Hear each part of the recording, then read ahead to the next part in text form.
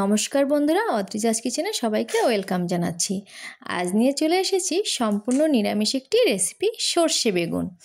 এটা গরম ভাতের সাথে কিন্তু খেতে অসাধারণ লাগে আর একদম কম উপকরণে তৈরি, খুব কম সময়ের মধ্যেই তৈরি হয়ে যায়।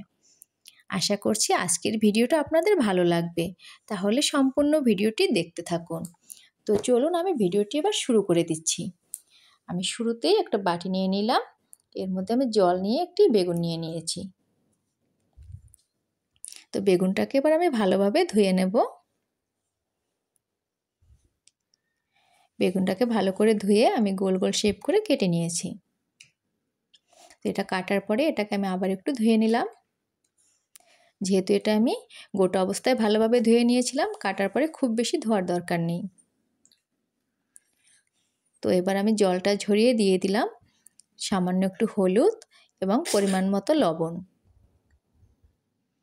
এটা দিয়ে ভালোভাবে একটু এটাকে মেখে নিলাম।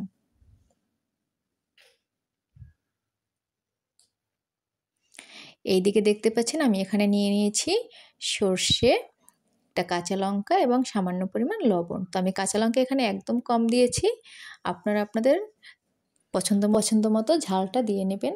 আমি কিন্তু ঝালটা একদমই কম পরিমাণ দিয়েছি। তো এটাকে আমি শিলনোড়ায় এটাকে আমি ভালো করে বেটে নিচ্ছি। আপনারা চাইলে এটা কিন্তু ব্লেন্ডারেও করে নিতে পারবেন। তো যে কোনো কিছু পাটায় বাটলে এর কিন্তু স্বাদটা আলাদা হয়।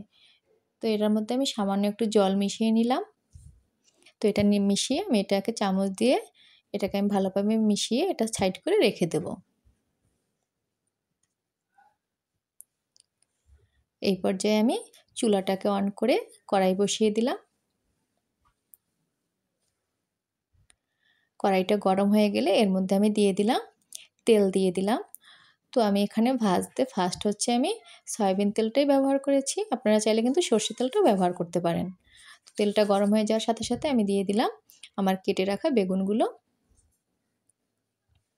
তো বেগুনগুলো অনেক বড় বড় ছিল, তাই দুটোর বেশি একসঙ্গে আমি ভাজতে পারিনি। আমি 2 টুকরা ভেজে উঠিয়ে রেখেছি। তো আমি দুটো দুটো করে ভাজবো। তো এটা লাল লাল করে ভেজে নেবেন।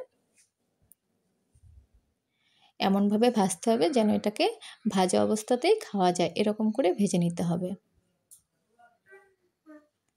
তো দেখতে পাচ্ছেন আমি উল্টে পাল্টে ভেজে নিয়েছি। এবার এটাকে আমি তুলে নিলাম। তো ওই তেলের মধ্যে আমি বাদ বাকি বেগুনগুলোকেও দিয়ে দিচ্ছি। তো সবগুলো আমি ভালোভাবে ভেজে নিয়েছিলাম। এবার আমি এটাকে ভালোভাবে কড়াইতে সাজিয়ে আমার বেটে রাখা সর্ষে, কাঁচা লঙ্কা এবং লবণটা দিয়ে দিলাম। তবে অবশ্যই সর্ষে বাটার মধ্যে লবণ দিবেন, তাহলে কিন্তু সর্ষের ঝাঁজটা অনেক বেশি বেড়ে যায়। তো যখন এটা একটু টকবগিয়ে আসছে তখন এর মধ্যে দিয়ে দিলাম সর্ষের তেল। তো এই পর্যায়ে অবশ্যই কিন্তু সর্ষের তেলটা দিবেন। সর্ষের তেলটা দিলে এর স্বাদ কিন্তু দ্বিগুণ বেড়ে যাবে। তো এবার এটাকে আমি যেটুকু আমি জল দিয়েছিলাম জলটাকে আমি এবার ভালোভাবে টানিয়ে নেব। জলটা কিন্তু টেনে গেছে। এই পর্যায়ে আমি দিয়ে দিলাম কুচি করে রাখা ধনিয়া পাতা। দেখতে পাচ্ছেন এটা কিন্তু একদম শুকিয়ে গেছে। তো এই পর্যায়ে এটাকে আমি নামিয়ে নেব। তো নামিয়ে নিয়েছি। দেখতে পাচ্ছেন কত লোভনীয় হয়েছে।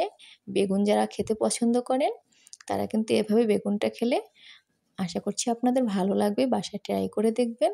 যদি ভিডিওটি ভালো লাগে অবশ্যই লাইক, কমেন্ট এবং শেয়ার করবেন, এবং যারা নতুন চ্যানেলটিকে অবশ্যই সাবস্ক্রাইব করবেন। সবাই ভালো থাকবেন। ধন্যবাদ। টাটা।